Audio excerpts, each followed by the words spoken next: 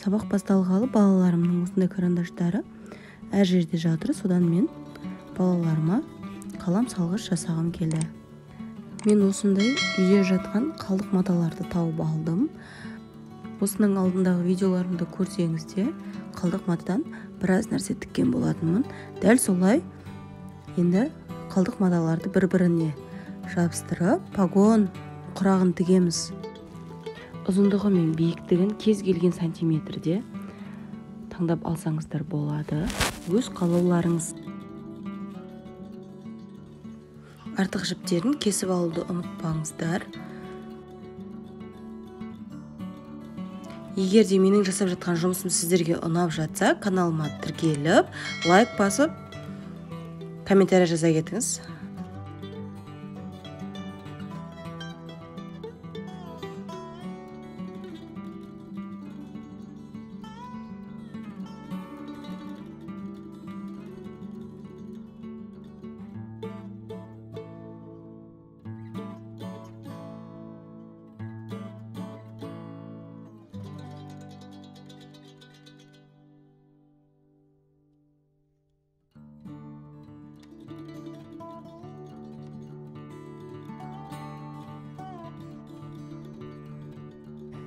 Арасында осылай инеден жібіңіз шығып кете берсе, сабыр сақтаңыз. Құрақ құрау сізді сабырлыққа, төзімділікке, шыдамдылыққа үйретеді.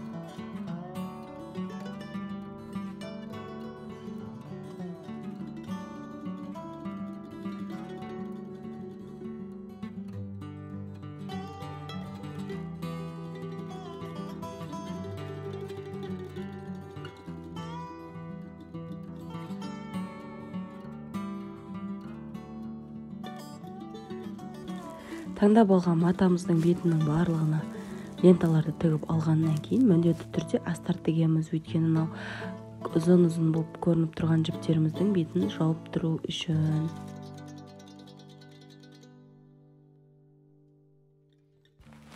Артық жерлерін кесіп алып тастаңыздар.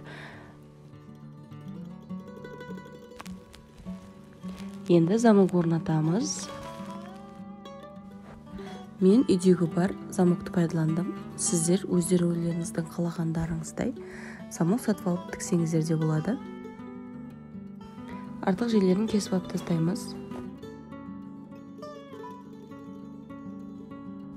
Екі шетін бекітіп тігіп шығамыз.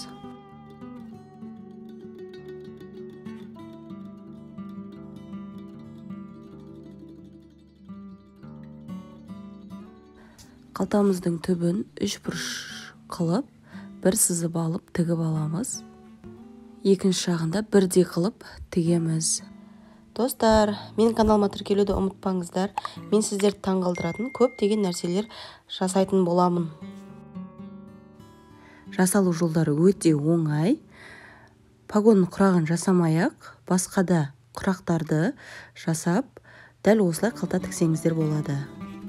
Дайын болған қалтаға шашылып жатқан қылқаламдарыңызды салып қойсаңыздар болады.